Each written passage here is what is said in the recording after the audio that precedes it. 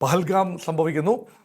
Global ടെററിനെതിരെയുള്ള നീക്കം അത് ഇന്ത്യക്ക് അനുകൂലമായി തന്നെയാണ് അമേരിക്ക പോകുന്നത്. പാകിസ്ഥാനോട് കാര്യമായ ചങ്ങാത്തമില്ല ആ സമയത്ത്. പക്ഷേ ഓപ്പറേഷൻ സിന്ദൂർ കാര്യങ്ങളെ തകിടം മറിച്ചു. പാകിസ്ഥാൻ പ്രധാനമന്ത്രി ഷഹബാസ് ഷെറീഫ് രണ്ടുപേരും യുണൈറ്റഡ് നേഷൻസ് ജനറൽ അസംബ്ലിയുടെ സൈഡ് ലൈനിൽ ട്രംപിനെ കഴിഞ്ഞ ദിവസം കണ്ടു. ഒരിക്കൽ കൂടി ആവർത്തിച്ചു.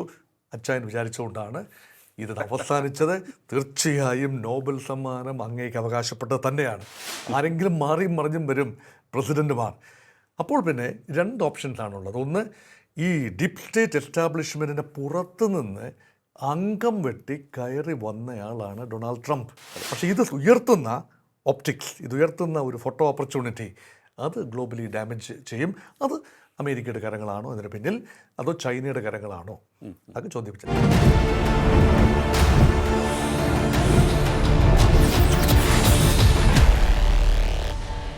നമസ്കാരം. ടോക്കിംഗ് പോയിന്റിലേക്ക് സ്വാഗതം.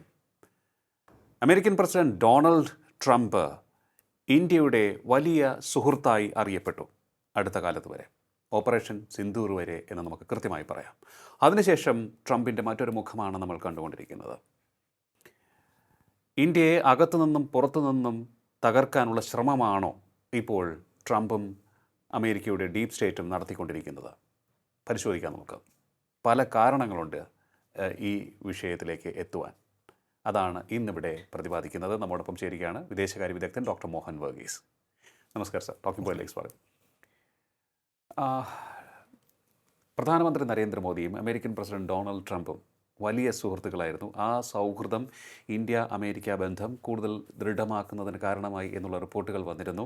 നമ്മുടെ ട്രേഡ് എക്കാലത്തെയും വലിയ ഗ്രാഫിലേക്ക് ഉയർന്നു. അത് വളരെ ശക്തമായി മുന്നോട്ട് പോകുന്നു. നമ്മളെ ഏത് വേദിയിലും ഉയർത്തിപ്പിടിക്കുവാനും ഉയർത്തി പറയുവാനും ട്രംപ് ശ്രദ്ധിച്ചിരുന്നു. മോദിയെ വലിയ രീതിയിൽ പുകഴ്ത്തിയിരുന്നു.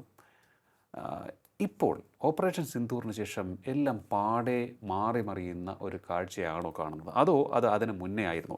എൻ്റെ സംശയം വരുന്നത് ഓപ്പറേഷൻ സിന്ദൂറിനിടയിൽ കാര്യങ്ങൾ മാറുന്നു എന്നാണ്, അതോ അതിനപ്പുറത്തേക്ക് നമുക്ക് സാധാരണക്കാർക്ക് കാണാൻ സാധിക്കാത്ത നയതന്ത്രം എന്തെങ്കിലും, അല്ലെങ്കിൽ വിദേശകാര്യ നീക്കങ്ങൾ എന്തെങ്കിലും അതിന് പിന്നിലുണ്ടോ?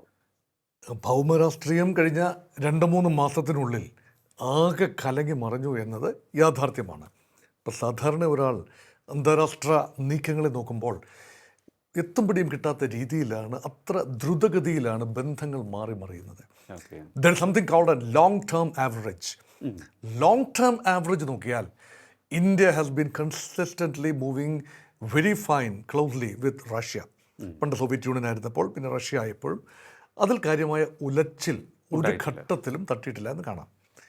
On the other hand, Pakistan വളരെ സ്മൂത്തായി അമേരിക്കയുമായി ഇടപെട്ടിരുന്നു, ചേരിചേര രാജ്യമായി നിൽക്കുമ്പോൾ പോലും ശീതയുദ്ധ കാലത്ത്.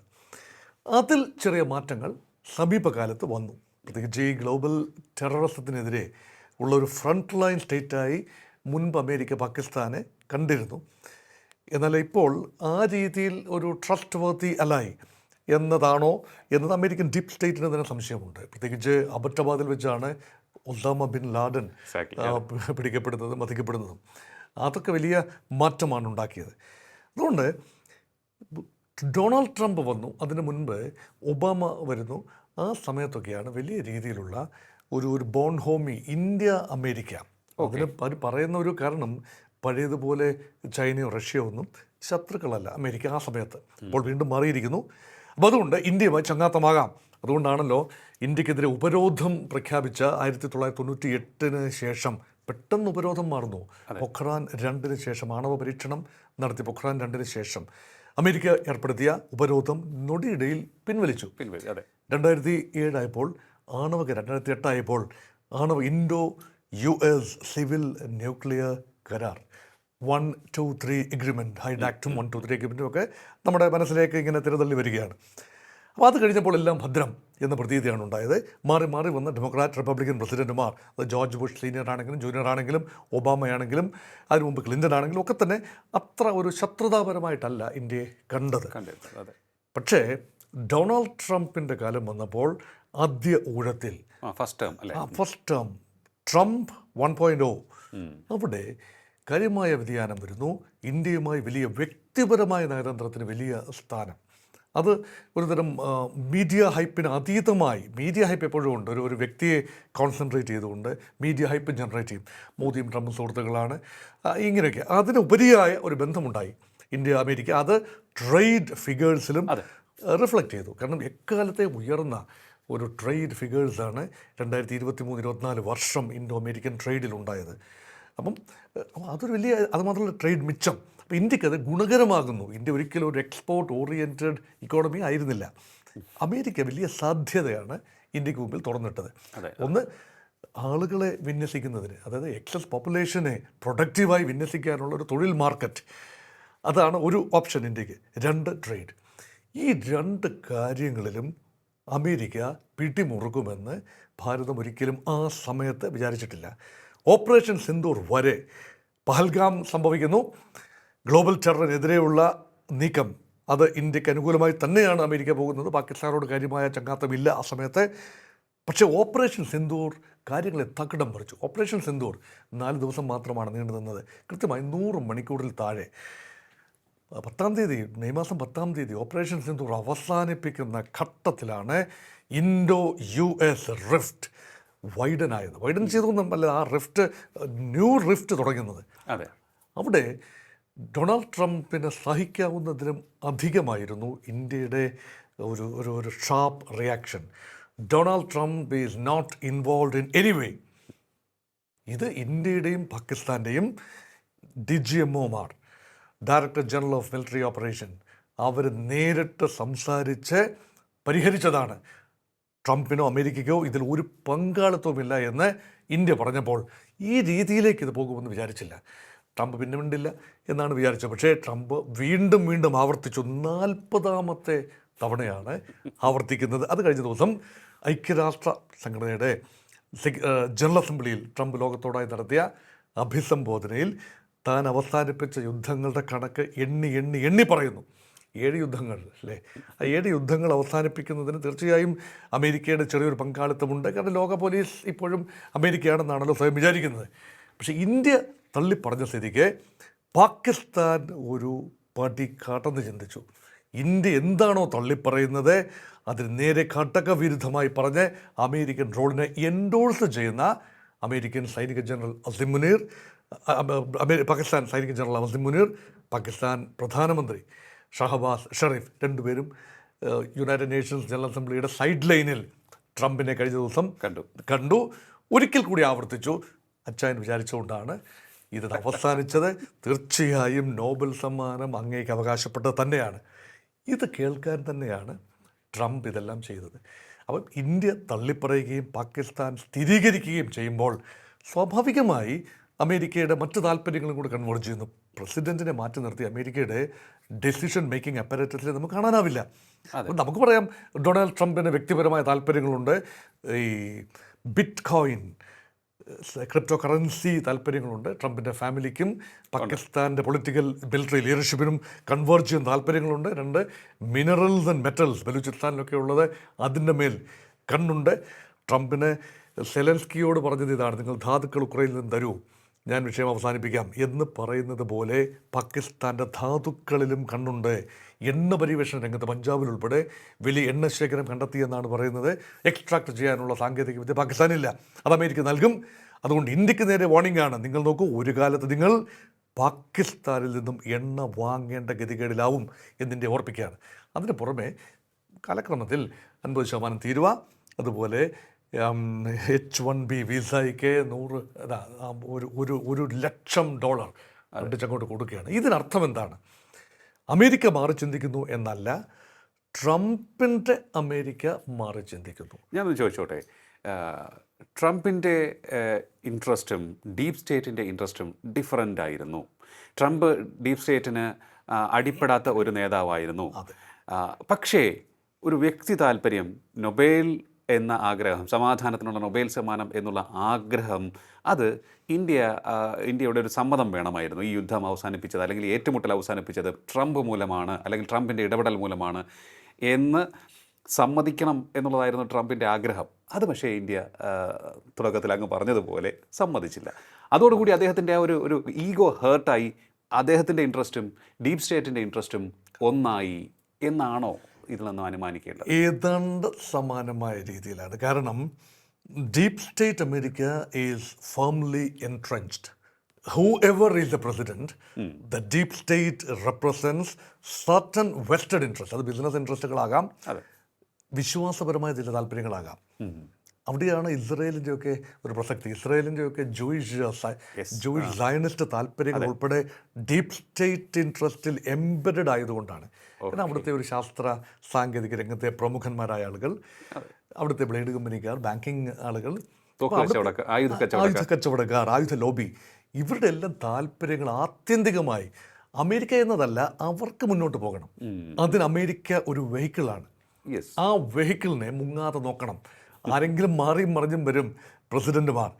അപ്പോൾ പിന്നെ 2 ഓപ്ഷൻസാണുള്ളത്. ഒന്ന്, ഈ ഡീപ് സ്റ്റേറ്റ് എസ്റ്റാബ്ലിഷ്മെൻറ്റിൻ്റെ പുറത്ത് നിന്ന് അംഗം വെട്ടി കയറി വന്നയാളാണ് ഡൊണാൾഡ് ട്രംപ്. അങ്ങനെ ഒരു പ്രതീതിയാണ് ആദ്യം മുതലേ ഉള്ളത്. ഇപ്പോഴും ഒരു പരിധിവരെ അങ്ങനെ തന്നെയാണ്. പക്ഷേ കുട്ടിക്കുരങ്ങനെ കൊണ്ട് ചൂടുചോറ് വാരിപ്പിക്കുക എന്നതൊരു കലയാണ്. ഇത് വളരെ സർജിക്കൽ പ്രിസിഷനോടുകൂടി കുട്ടിക്കുരങ്ങനെ അറിയാതെ തന്നെ ആ കർമ്മം നിർവഹിപ്പിച്ചെടുക്കുന്നിടത്താണ് ഡീപ് സ്റ്റേറ്റിൻ്റെ പ്രസക്തി. അപ്പോൾ ഡീപ് സ്റ്റേറ്റിൽ ഇന്ത്യൻ ഇൻട്രസ്റ്റ്, ഇപ്പം ഇന്ത്യ അനുകൂല ലോബി സെനറ്റിലുണ്ട്, ഇല്ലെന്നല്ല. ഇത് പാകിസ്ഥാൻ അനുകൂല ലോബിയുമുണ്ട്. ബ്രൗൺ ബാക്ക് അമെൻമെൻറ്റും ഗ്ലെൻ അമെൻമെൻറ്റും ഒക്കെ മുൻകാലങ്ങളിൽ നമ്മൾ കേട്ടിട്ടുള്ളതാണ്. അമേരിക്കൻ കോൺഗ്രസ് ലോബിയിങ്ങിൻ്റെ വലിയ അന്താരാഷ്ട്ര ലോബിയിങ്ങിന് ഒരു കേന്ദ്രം കൂടിയാണ്. പക്ഷേ അവിടെയൊന്നും അമേരിക്കൻ വ്യവസ്ഥയിൽ ആഴത്തിൽ ഈ പിന്നെ കടന്നു കയറാൻ ഇന്ത്യക്ക് ഇപ്പോഴും കഴിഞ്ഞിട്ടില്ല. ആ രീതിയിൽ പീപ്പിൾ ഓഫ് ഇന്ത്യൻ ഒറിജിൻ, സ്വന്തം പിച്ചെ ഉൾപ്പെടെയുള്ള ആളുകൾ നല്ല നിലയിലാണ്. പക്ഷേ ഇന്ത്യക്ക് ആ രീതിയിൽ ഉപയോഗിക്കാൻ കഴിയുന്നില്ല. ആകപ്പാടെ ഉപയോഗിക്കാൻ കഴിയുന്നത് തെരഞ്ഞെടുപ്പ് സമയത്ത് ഇന്ത്യൻ വംശജരായ ആളുകൾ പിന്നെ വലിയ രീതിയിൽ ഒന്നുകിൽ ട്രംപിന് അനുകൂലമായി അല്ലെങ്കിൽ മറ്റ് ഓപ്പോസിഷൻ അനുകൂലമായി നിൽക്കാൻ വേണ്ടിയാണ് ഇന്ത്യൻ പ്രധാനമന്ത്രിയുടെ സന്ദർശനത്തിനെ പലപ്പോഴും ഉപയോഗിച്ചത്. മോദി അതിന് നിന്ന് കൊടുക്കുകയും ചെയ്തിട്ടുണ്ട്. നമസ്തേ ട്രംപും ഹൗഡി മോദിയും ഒക്കെ തന്നെ നമ്മുടെ മനസ്സിൽ ഇങ്ങനെ ഓടി വരികയാണ്. അമേരിക്കൻ രാഷ്ട്രീയത്തിൽ ഇന്ത്യ ഇടപെടുന്നുവെന്നല്ല, അതിനെ ഉപയോഗിക്കാൻ ശ്രമിക്കുകയാണ്. അവിടെയും കഴിഞ്ഞ തെരഞ്ഞെടുപ്പ് സമയത്ത് മോദി മാറി നിന്നു. ഇതാരാണ് ജയിച്ചു വരുന്നതെന്നുള്ള ഉറപ്പില്ലാത്തത് കൊണ്ട്. അപ്പോൾ ട്രംപ് ആഗ്രഹിച്ചു, പക്ഷേ അത് മോദി അത് ചെയ്യില്ല. കാരണം മോദി അപ്പോൾ പ്രധാനമന്ത്രിയാണ്, ട്രംപ് വെളിയിൽ നിൽക്കുകയാണ്. അപ്പോൾ 2ാം ഊഴത്തിൽ, അതായത് ട്രംപിൻ്റെ 3ാം തെരഞ്ഞെടുപ്പ്, അപ്പോൾ 2ാം ഊഴം, ഒരു തെരഞ്ഞെടുപ്പ് പരാജയപ്പെട്ടല്ലോ. അതുകൊണ്ട് അവിടെയൊക്കെ മനസ്സിൽ ചില മുറിപ്പാടുകൾ ട്രംപിൻ്റെ ഉണ്ടായിരിക്കാം. ഇതിനെല്ലാം ഉപയോഗിക്കാനായി ഡീപ് സ്റ്റേറ്റ് ശ്രമിച്ചു. കാരണം ഡീപ് സ്റ്റേറ്റ് അമേരിക്കയ്ക്ക് അറിയാം, നാളുകളിൽ Asian giants China and India will rule the world. ഇത് അവരുടെ താല്പര്യങ്ങൾക്കെതിരാണ്. അതുകൊണ്ട് ഇന്ത്യയുടെ വളർച്ചാ നിരക്ക്, ഭാവി വളർച്ചാ നിരക്ക് 4.1 ട്രില്യൺ ഇക്കോണമി മാത്രമാണ് ഇന്ത്യ. അപ്പം നമ്മളിപ്പോൾ പറയാം അമേരിക്ക എവിടെ നിൽക്കുന്നു, ഇന്ത്യ എവിടെ നിൽക്കുന്നു. 30 ട്രില്യൺ ട്രില്യൺ ഇക്കോണമി അമേരിക്ക ബഹുഘാതം മുന്നിലാണെന്ന് തോന്നാം. പക്ഷേ ഭാവി ഡെമോഗ്രാഫിക് ഡിവിഡൻഡ്, ജനസംഖ്യ നൽകുന്ന, ക്വാളിറ്റി ജനങ്ങൾ നൽകുന്ന ഒരു ഡിവിഡൻഡ് ഉണ്ട്. അത് ഇന്ത്യക്ക് തന്നെയാണ് മേൽക്കൈ. അതുകൊണ്ട് ഇന്ത്യയുടെ പവർ ഈസ് വിത്ത് ഡെമോഗ്രഫി. ഇത് അമേരിക്കക്ക് നന്നായിട്ടറിയാം. ഏറ്റവും അധികം ടെക്നീഷ്യൻസ് ഉള്ള രാജ്യം, ഏറ്റവും അധികം കമ്പ്യൂട്ടർ പ്രൊഫഷണൽസ് ഉള്ള രാജ്യം, ഏറ്റവും അധികം വളർച്ചാ സാധ്യത കൺസിസ്റ്റൻ്റ്ലി ഉള്ള രാജ്യം, ഏറ്റവും നല്ല പൊളിറ്റിക്കൽ വെപ്പൺ കോൾ ഡെമോക്രസി, അത് ഇന്ത്യയുടെയാണ്. എത്രത്തോളം പുഴുക്കുത്തുകൾ വന്നാലും, ഇലക്ഷൻ സമ്പ്രദായത്തെക്കുറിച്ച് എത്രയെല്ലാം വിമർശനങ്ങൾ പ്രതിപക്ഷം ഉയർത്തിയാലും, ഒരു ഫേംലി എൻട്രഞ്ച്ഡ് ഡെമോക്രാറ്റിക് ക്രെഡൻഷ്യൽസ് ഉണ്ട് ഭാരതത്തിന്. ഇതൊക്കെ നോക്കുമ്പോൾ ഭാരതം ഒരു സ്റ്റേജിന് മുകളിൽ ചൈന പിടിവിട്ട് പോയി കഴിഞ്ഞു. അവരോട് വേറെ രീതിയിൽ ഡീൽ ചെയ്യേണ്ടതുണ്ട്. പക്ഷേ ഇന്ത്യയെ ആ സ്റ്റേജിൽ എത്തിച്ച് നിർത്താതെ നോക്കേണ്ടത് അമേരിക്കൻ ഡീപ് സ്റ്റേറ്റിൻ്റെ താല്പര്യമാണ്. അവിടെയാണ് എങ്ങനെ ഡീസ്റ്റെബിലൈസ് ചെയ്യാം. നേരിട്ട് അമേരിക്ക നടത്തുന്ന യുദ്ധങ്ങൾ ഒരു വശത്ത്, മറുവശത്ത് ഇന്ത്യ എൻസർക്കിൾ ചെയ്തുകൊണ്ട് ഇന്ത്യക്ക് പുറത്തുള്ള ചെറിയ രാജ്യങ്ങളിൽ പ്രശ്നങ്ങൾ സംഭവിക്കുമ്പോൾ അതിനെ ഗുണപരമായി ഇന്ത്യയിലേക്ക് തിരിച്ചുവിടാനാവുമോ എന്ന ആലോചന. കൃത്യമായി അത് തെളിയിക്കാൻ ഇപ്പോൾ സ്ഥിതിവിവരക്കണക്കുകൾ ഉണ്ടായിരിക്കില്ല. പക്ഷേ സാധ്യതാപരമായി ഒരു ഹൈപ്പോത്തറ്റിക്കലി അത് തള്ളിക്കളയാനുമാവില്ല. അതെ, തീർച്ചയായിട്ടും. നോക്കുമ്പോൾ നമ്മുടെ രാജ്യത്തിന് ചുറ്റും പ്രശ്നങ്ങളായിരുന്നു. ശ്രീലങ്കയിൽ പ്രശ്നമായിരുന്നു, ബംഗ്ലാദേശ്, പാകിസ്ഥാനിൽ പ്രശ്നം തുടർന്നുകൊണ്ടേയിരിക്കുന്നു. എനിക്കൊന്നും ഇപ്പോൾ പാകിസ്ഥാനിൽ ഡിവിഷനിലേക്ക് വേണമെങ്കിൽ പാകിസ്ഥാൻ പല കഷ്ണങ്ങളായി മുറിഞ്ഞു പോകാൻ ഉള്ള സാധ്യത വരെ ഉണ്ട് എന്ന് വേണമെങ്കിൽ നമുക്ക് പറയാൻ സാധിക്കും. അതൊക്കെ ഗ്ലോബൽ മീഡിയാസ് കണ്ടില്ലെന്ന് നടിക്കുകയാണ്. പാകിസ്ഥാനിലെ പ്രശ്നങ്ങൾ കണ്ടില്ലെന്ന് നടിക്കുന്നു, ഇന്ത്യയിലെ പ്രശ്നങ്ങളെ വിപരീത ദിശയിലേക്ക് തിരിച്ചുവിടുന്നു. അതൊക്കെ ഗ്ലോബൽ മീഡിയ പണ്ടും ചെയ്തിരുന്നു, ഇപ്പോഴും ആക്റ്റീവായി തന്നെ നിലനിൽക്കുകയാണ് ആ കാര്യത്തിലെന്ന് തോന്നുന്നു. ഇങ്ങനെ ഇന്ത്യക്ക് ചുറ്റും പ്രശ്നങ്ങൾ, ഒരു വശത്ത് തീരുവ യുദ്ധം, മറുവശത്ത് വിസ നിയന്ത്രണം, ഇതൊക്കെ കൊണ്ട് ഇന്ത്യയെ വരിഞ്ഞു മുറുക്കാം എന്നുള്ളൊരു ശ്രമമാണെന്ന് തോന്നുന്നു. അവിടെയും ഇന്ത്യ വളരെ വൈദഗ്ധ്യത്തോടു കൂടി ഓൾട്ടർനേറ്റീവ്സ് കണ്ടെത്തിയെന്ന് തോന്നുന്നു. അപ്പോൾ ആ ഓൾട്ടർനേറ്റീവ്സ് കണ്ടെത്തിയപ്പോഴാണ് അകത്ത് പ്രശ്നം സൃഷ്ടിക്കാനുള്ള ശ്രമം നടക്കുന്നതെന്ന് തോന്നുന്നു. ഞാൻ ലഡാക്കാണ് ഉദ്ദേശിക്കുന്നത്. അത് മറ്റ് പല സ്ഥലങ്ങളിലേക്കും പടരാനുള്ള എല്ലാ സാധ്യതകളും അവർ തേടും. Power of the media, that's A global media, is very important. അതായത് ജെൻ സി എന്ന ഒരു വാക്ക് നമ്മളെപ്പോഴും കേൾക്കുന്ന ജനറേഷൻ നെക്സ്റ്റ് എന്നും ജെൻ സി എന്നും പിന്നീടുള്ള ജെൻ ആൽഫ എന്നും ഒക്കെ കേൾക്കുന്നതാണ്. പക്ഷേ ഇതൊരു വെപ്പൺ എന്ന നിലയിൽ ഒരു സംവിധാനത്തെ മാറ്റിമറിക്കാൻ, അട്ടിമറിക്കാൻ അവർ തന്നെ അറിയാതെ, ഈ ജെൻ സി എന്ന് പറയുന്ന ആളുകൾ തന്നെ അറിയാതെ, ഈ യുവജനങ്ങൾ തന്നെ അറിയാതെ തങ്ങൾ എന്താണ് ചെയ്യുന്നത് എന്ന് ആത്യന്തികമായി എങ്ങോട്ടാണ് നീങ്ങുന്നതെന്ന് അറിയാതെ, അവരുടെ കോസ്റ്റൊക്കെ കറക്റ്റായിരിക്കാം, പക്ഷേ അതിൻ്റെ പിന്നിൽ അവരെ അതിലേക്ക് എത്തിച്ചു നിർത്തുന്ന ചില ഘടകങ്ങളുണ്ട്. അതിനൊരു സൈക്കോളജിക്കൽ ഡയമെൻഷനുണ്ട്.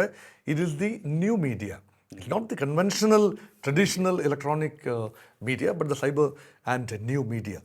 ഇത് നൽകുന്ന ഒരു പിൻബലം, അതിനെ ആർക്കും അങ്ങനെ നിയന്ത്രിക്കാൻ ഒരു രാജ്യത്തിന്, അപ്പോൾ അമേരിക്ക വിചാരിച്ചാൽ ന്യൂ മീഡിയയിലെ അല്ലെങ്കിൽ യൂട്യൂബിനെ, അല്ലെങ്കിൽ ഇതൊക്കെ അമേരിക്കൻ ഒറിജിൻ സാധനങ്ങളാണെന്ന് പറയാമെങ്കിൽ പോലും അങ്ങനെയൊക്കെ നിയന്ത്രിക്കാനാവില്ല. പക്ഷേ മൈൻഡ് സെറ്റിനെ നിയന്ത്രിച്ചുകൊണ്ട് leaderless rudderless revolutions, അതാണ് 21st സെഞ്ച്വറി റെവല്യൂഷൻസിൻ്റെ ഒരു രീതി.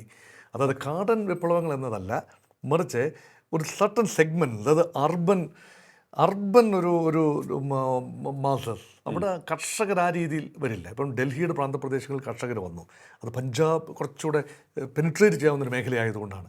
അല്ലാത്ത റൂറൽ ഇന്ത്യയിൽ കർഷകർ ആ രീതിയിൽ ഇളകിയില്ലെന്ന് ഓർക്കണം. കർഷക പ്രക്ഷോഭത്തിൻ്റെ സമയത്താണെങ്കിലും സിറ്റിസൺഷിപ്പ് CAB സിറ്റിസൺഷിപ്പ് അമെൻഡ്മെൻറ്റ് ബില്ലിൻ്റെ സമയത്തും ആളുകൾ ഇളകി. ഇതെല്ലാം തന്നെ ജെൻസി എന്ന ഗണത്തിൽ ഭാഗികമായി പെടുത്താം.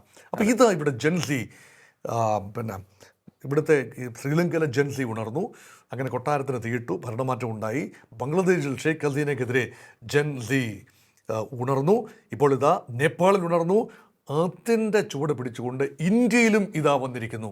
ഇത് നല്ലൊരു റിസണേറ്റ് ചെയ്യുന്ന, ഗ്ലോബലി റിസണേറ്റ് ചെയ്യുന്ന ഒരു റെട്രിക്കാണ്. അപ്പോൾ ഇന്ത്യയിൽ സത്യത്തിൽ ലഡാക്ക് ഇവിടെ കിടക്കുന്നു.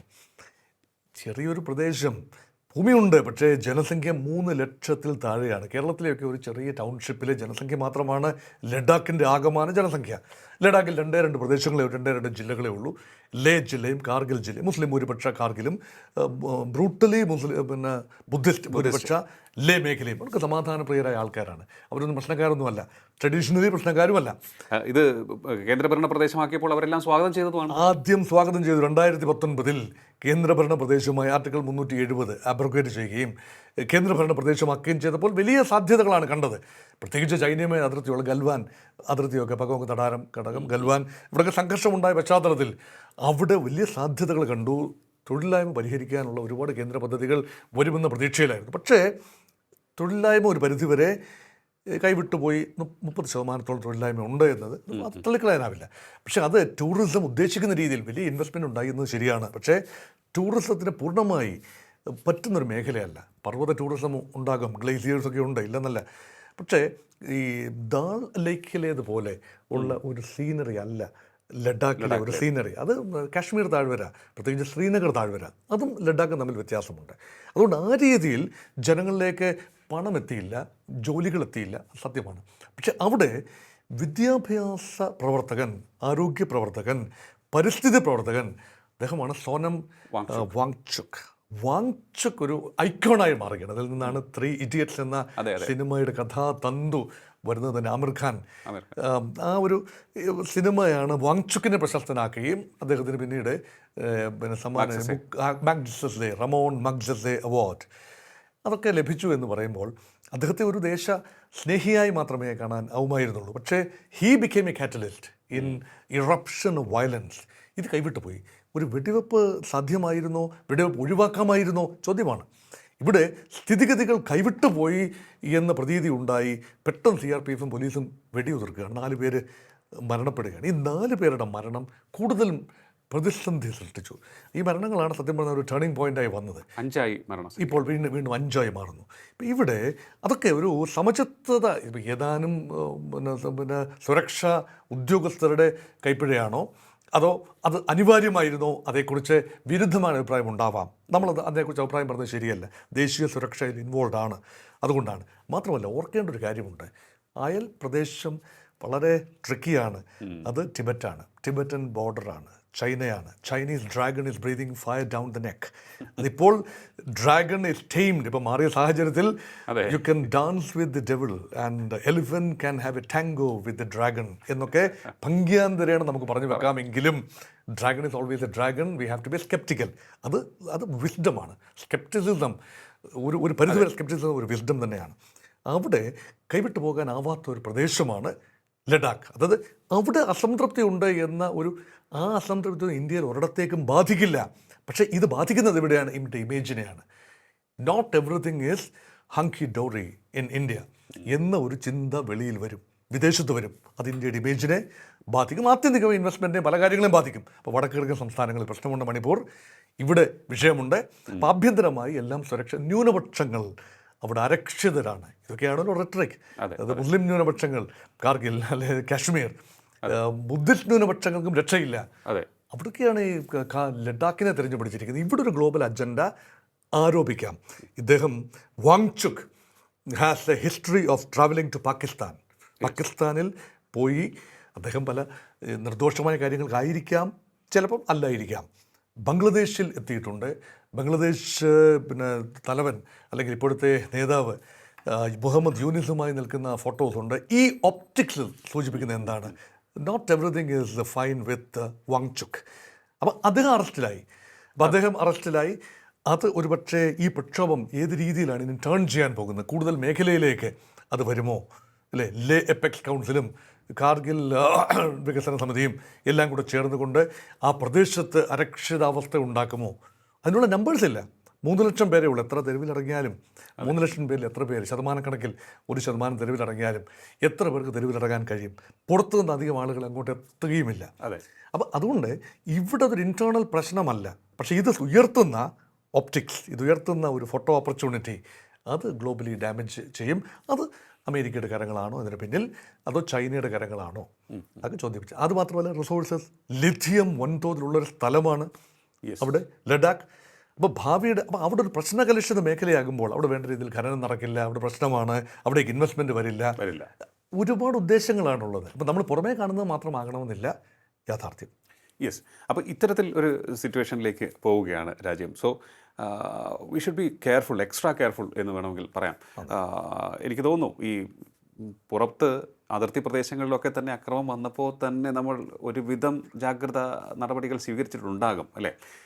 ഇവിടെ ഈ നോക്കൂ, നമ്മൾ ഭാരതത്തിൻ്റെ സ്റ്റാൻഡിനെ, വിദേശ നയത്തെ പൂർണ്ണമായി എൻഡോഴ്സ് ചെയ്യുന്നതോടൊപ്പം എവിടെയെങ്കിലും കൈപ്പിഴ പറ്റിയോ എന്ന ആലോചനയും ബൗദ്ധിക തലത്തിൽ, അക്കാദമിക തലത്തിലെങ്കിലും ഉണ്ടാകേണ്ടതാണ്. എങ്ങനെയാണ് ഒറ്റയടിക്ക് എല്ലാ ശക്തികളും ഭാരതവിരുദ്ധരായി മാറുന്നത്? ദക്ഷിണേഷ്യയിൽ അത് സ്വന്തം ചെയ്തികളാണോ, അതോ machinations of sudden hidden powers outside, അതാണോ? പാകിസ്ഥാനുമായി എക്കാലത്തെയും വലിയ റൈവലറിയിൽ നിൽക്കുകയാണ് ഇപ്പോൾ. പ്രത്യേകിച്ച് ഓപ്പറേഷൻ സിന്ദൂർ കഴിഞ്ഞതിന് ശേഷം ക്രിക്കറ്റ് ഫീൽഡിലേക്ക് വരെ ഈ റൈവലറി ബാധിക്കുന്നത് നമ്മൾ കണ്ടു. ഹസ്തദാനം ചെയ്യാൻ പോലും, കായിക മത്സരത്തിൽ ഹസ്തദാനം ചെയ്യാൻ പോലും ആവാത്ത രീതിയിലേക്ക് കാര്യങ്ങൾ മാറിയിരിക്കുന്നു. ഒന്ന്, ബംഗ്ലാദേശ് എക്കാലത്തും ഇന്ത്യയോടൊപ്പം നിന്ന രാജ്യമാണ്. ഷെയ്ഖ് ഹസീന ഇന്ത്യയിൽ അഭയം നേടേണ്ട ഒരവസ്ഥ വന്നു. അവിടുത്തെ സാഹചര്യങ്ങളെ മുൻകൂട്ടി കണ്ട് പ്രീ എംപ്റ്റീവായി നീങ്ങുന്നതിന് ഇന്ത്യക്ക് സാധിച്ചില്ല എന്ന് കാണാം. നേപ്പാളിൻ്റെ ഒരു പക്ഷേ ഇന്ത്യ പ്രതീക്ഷിച്ചില്ല. ആ ജൻസി പ്രക്ഷോഭം 2 ദിവസത്തിനുള്ളിൽ പ്രധാനമന്ത്രിയുടെ ഔസ്റ്ററിൽ കലാശിക്കും. KP ശർമ്മ ഒലി രാജിവെച്ച് പോകേണ്ടി വരും എന്ന് ഇന്ത്യ പ്രതീക്ഷിച്ചില്ല. ഇന്ത്യ മാത്രമല്ല സൗത്തൊന്നും ആയിരുന്നില്ല ശർമ്മ ഒലി. എങ്കിൽ പോലും spill over, cascading, spiralling effect on India അത് തള്ളിക്കളയാനാവില്ല. ശ്രീലങ്കയിൽ ആ ഭരണകൂടം പുതിയതായി വന്നു. ആ പുതിയതായി വന്ന ഇടതുപക്ഷ ഭരണകൂടത്തെ ഇന്ത്യ ഇപ്പോൾ അത് ഡൂയിങ് ബിസിനസ് ബെറ്റർ വിത്ത് ശ്രീലങ്ക എങ്കിലും പൂർണ്ണമായി ട്രസ്റ്റ് ചെയ്യാനാവാത്തൊരു അന്തരീക്ഷത്തിലാണ്. മാലദ്വീപ് പോലും, മാലദ്വീപും ഭൂട്ടാനുമാണ് പിന്നെ ബാക്കിയുള്ളത്. മാലദ്വീപ് പോലും 100% മുസ്ലിം ഭൂരിപക്ഷ രാജ്യമാണ് എന്നോർക്കണം. ഏതാണ്ട് എല്ലാ 100% മുസ്ലിംസ് ഉള്ള രാജ്യമാണ്. അവിടെയും പാകിസ്ഥാൻ ഇൻട്രസ്റ്റ് വളരെ പ്രബലമാണ്. ഭൂട്ടാൻ നിവൃത്തികേടുകൊണ്ട് മാത്രം നിൽക്കുന്നു. അങ്ങനെ മതിയോ? നെയ്ബർഹുഡ് ഫസ്റ്റ് എന്ന് പറയുന്ന പോളിസി ഊർജിതമായി മുന്നോട്ട് പോകണമെങ്കിൽ സാർക്ക് സ്ട്രോങ് ആകണം. സാർക്കിന് പകരം ബീംസ്റ്റെക് എന്ന നിലയിലേക്ക് ഇന്ത്യ താല്പര്യം കുറച്ച് മാറി. കാരണം bay Bengal community, Thailand, Cambodia, പിന്നെ മ്യാൻമാർ അല്ലേ, ശ്രീലങ്ക ഇക്കണോമിക് കമ്മ്യൂണിറ്റി അതിലേക്ക്. പക്ഷേ അതും റെറ്ററിക്കിന് ഉപരിയായി കാര്യമായി നീങ്ങിയില്ല. അതുകൊണ്ട് സ്വന്തം തട്ടകത്തിൽ ബുദ്ധിമുട്ടുകൾ ഉണ്ടാകുന്നു. ഇന്ത്യ ഉദ്ദേശിച്ച ബെൽറ്റ് ആൻഡ് റോഡ് ഇനിഷ്യേറ്റീവിന് ബദലായ സ്പൈസ് റൂട്ട്, അത് India Europe trade corridor through West Asia, Middle East, അത് പേപ്പറിൽ ഒതുങ്ങുന്നു. അതുമാത്രമല്ല സ്ട്രേറ്റ് കോറിഡോർ ഉണ്ട്. ഇറാൻ്റെ ചബഹാർ തുറമുഖം വഴി സെൻട്രൽ ഏഷ്യയിലേക്കുള്ള gas field and oil field, Kazakhstan, Uzbekistan, Afghanistan ഉൾപ്പെടെയുള്ള മേഖലയിലേക്കുള്ള റഷ്യയിലേക്ക് ആത്യന്തികമായി ഉള്ള കോറിഡോർ, അതും ചബഹാറിനെതിരെ ഇപ്പോൾ അമേരിക്കൻ ഉപരോധം വരുന്നു. അപ്പോൾ ഇന്ത്യയുടെ ഇൻവെസ്റ്റ്മെൻറ്റ് ഇൻ ചബഹാർ നഷ്ടക്കളിയാകുന്നു. ചൈനയ്ക്കും അതേ ഭയമുണ്ട്. ചൈന കോടികളാണ്, 5 ലക്ഷം കോടി യുവാനാണ് ഇൻവെസ്റ്റ് ചെയ്തത് പാകിസ്ഥാനിൽ. അതിപ്പോൾ മുന്നോട്ട് പോകണ്ട എന്ന തീരുമാനത്തിലെത്തി നിൽക്കുന്നു. കാരണം America is hyperactive in Pakistan now. Chinese are feeling insecure in Pakistan. ഭൗമരാഷ്ട്രീയത്തിൽ അത് ഇന്ത്യക്ക് അനുകൂലമാകുന്ന ഒരു ഘട്ടമാണ്. ചൈന ആണ് it's a greater threat than America in that region. കാരണം ജിയോ പൊളിറ്റിക്കൽ ആംഗിൾ നോക്കുമ്പോൾ. അപ്പോൾ അതുകൊണ്ട് ചൈനയും മാറി ചിന്തിക്കുന്നു. അതുകൊണ്ട് ഇന്ത്യ ചൈന ഒരു ഒരു ഒരു അടുപ്പം കൂടുതൽ ആയി വരുന്നു എന്ന പ്രതീതി ജനിക്കാം. അതും എത്രത്തോളം മുന്നോട്ട് പോകും? ആത്യന്തികമായി ദലൈലാമയ്ക്ക് ഇന്ത്യ അഭയം കൊടുത്തിരിക്കുന്നു. ചൈനീസ് ഡ്രാഗനെ സംശയത്തോടെ ഇന്ത്യ നോക്കുന്നു. ചൈനയും ഇന്ത്യ സംശയത്തോടെ നോക്കുന്നു. കൾച്ചറൽ ഒരു പാരിറ്റി ഇല്ല, ട്രേഡ് റൈവൽസ് ആണ്. പക്ഷേ ഇതിനുള്ളിൽ നിന്നുകൊണ്ട് പുതിയ സമവാക്യങ്ങൾ സൃഷ്ടിക്കാനാവുമോ? ബ്രിക്സിൽ നിന്നുകൊണ്ട് സമവാക്യങ്ങൾ സൃഷ്ടിക്കാനാകും. അതോടൊപ്പം വലിയ ഒരു പ്രശ്നം കടന്നു വരുന്നു. ഇപ്പോൾ ഇതാ പാലസ്തീൻ ബ്രിക്സിൽ അംഗത്വം ചോദിച്ചിരിക്കുകയാണ്. Russian Palestine ambassador to Russia ഇപ്പോൾ പറഞ്ഞിരിക്കുന്നു ഞങ്ങൾ ബ്രിക്സിൽ അംഗത്വം ചോദിച്ചു. അപ്പോൾ ഈ പാലസ്തീനെ ബ്രിക്സിൽ കൊണ്ടുവരിക എന്ന് പറഞ്ഞാൽ അതിനർത്ഥം ആൻറ്റഗോണൈസിങ് അമേരിക്ക കംപ്ലീറ്റ്ലി. അപ്പോൾ ഇന്ത്യയൊക്കെ അങ്ങനെ ഒരു നിലപാടെടുക്കാൻ പറ്റുമോ? അപ്പോൾ ഇന്ത്യ സത്യത്തിൽ ഏതാനും നിലപാടുകൾ എടുത്ത് മുന്നോട്ട് പോകേണ്ട ഒരവസ്ഥയാണ്. ഒപ്റ്റിക്സ് എന്ന നിലയിൽ പുടിനോടും ഷീ ജിൻപിങ്ങിനോടും ഒപ്പമുള്ള ചിത്രങ്ങൾ ട്രംപിനെ പേടിപ്പിക്കാൻ പറ്റും.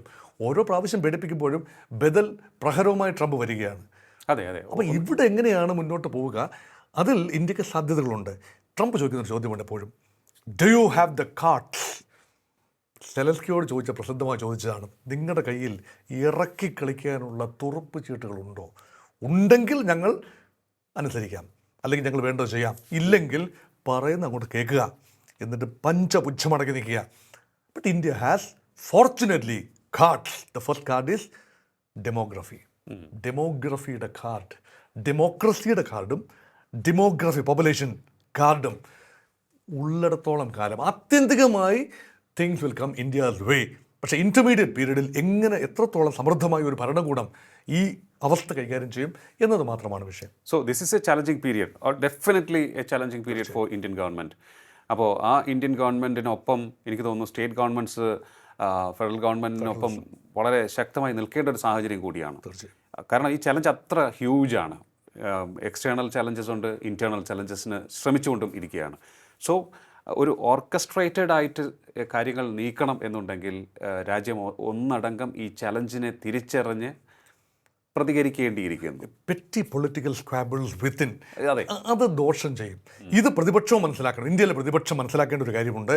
ഗവൺമെൻറ് വിമർശിക്കാം, പക്ഷേ ഗവൺമെൻറ് ഡീസ്റ്റെബിലൈസ് ചെയ്യുന്ന രീതിയിലേക്ക് സംവിധാനത്തെ തന്നെ, സംവിധാനം എന്ന് പറയുന്ന കോൺസ്റ്റിറ്റ്യൂഷൻ, അതുപോലെ ആകമാന സംവിധാനം അട്ടിമറിക്കത്തക്ക രീതിയിൽ നമ്മുടെ എല്ലാ തിരഞ്ഞെടുപ്പ് കമ്മീഷൻ, നമ്മുടെ കോടതികൾ, നമ്മുടെ തിരഞ്ഞെടുപ്പ് കമ്മീഷണർ, നമ്മുടെ മറ്റ് സ്ഥാപനങ്ങൾ, CBI, എൻഫോഴ്സ്മെൻറ്റ് ഡയറക്ടറേറ്റ്, ഇതെല്ലാം പ്രശ്നമാണ് എന്ന രീതിയിൽ നിയമവാഴ്ചയെ തന്നെ അട്ടിമറിക്കത്തക്ക രീതിയിൽ, അതിൻ്റെ പ്രസക്തി നഷ്ടപ്പെട്ടെന്ന രീതിയിൽ ഒരു സിവിൽ അൺട്രസ്റ്റ് ഉണ്ടാവുകയാണെങ്കിൽ യഥാർത്ഥത്തിൽ ഊറിച്ചിരിക്കുന്നത് വിദേശത്ത് നിൽക്കുന്ന ഇന്ത്യ വിരുദ്ധ ശക്തികളായിരിക്കും. ആഭ്യന്തരമായ ദേശവിരുദ്ധ ശക്തികൾക്ക് തലപൊക്കാൻ അവസരം കിട്ടും. അതേസമയം പ്രതിപക്ഷം പറയുന്നത് സഹിഷ്ണുതയോടെ കേൾക്കാനുള്ള വിവേകം കാട്ടണം. ഒരു ഫെഡറൽ ഒരു പാരിറ്റി, ഫെഡറൽ അമിറ്റി ഈ സ്റ്റീം റോൾ ചെയ്ത് അല്ലെങ്കിൽ ബുൾഡോസ് ചെയ്ത് അല്ലെങ്കിൽ പ്രസ് ചെയ്ത് നേടിയെടുക്കേണ്ടതല്ല. അത് സമഗ്രമായ ചർച്ചകളിലൂടെ നേടിയെടുക്കേണ്ടത്. ഇതൊരു വയമീഡിയ ഇവിടെ പ്രതിപക്ഷവും ഭരണപക്ഷവും കാട്ടേണ്ടതുണ്ട്. അതാണ് സെൻസിബിൾ അഡ്മിനിസ്ട്രേഷൻ. തീർച്ചയായിട്ടും അതെ.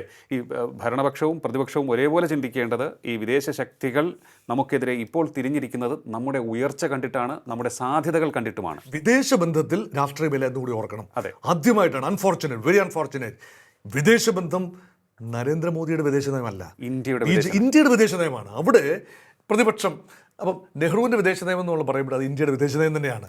അപ്പം അവിടെ വിദേശ നയത്തിൻ്റെ കാര്യത്തിൽ ഗവൺമെൻറ് ഓഫ് ഇന്ത്യ എടുക്കുന്ന നിലപാടുകളെ വിമർശിക്കുന്നത് ലോകരാഷ്ട്രീയത്തിൽ ഇന്ത്യയുടെ സ്ഥാനം ഹയറാർക്കിയിൽ തുച്ഛീകരിച്ച് കാണപ്പെടും. അത് ഒഴിവാക്കേണ്ടതാണ്. അതേസമയം ആഭ്യന്തരമായ നിലപാടുകളെ കർശനമായി വിമർശിക്കാം, പക്ഷെ ചോദ്യം ചെയ്യാം. ഓപ്പറേഷൻ സിന്ദൂറിൻ്റെ വെരാസിറ്റി ചോദ്യം ചെയ്യാം.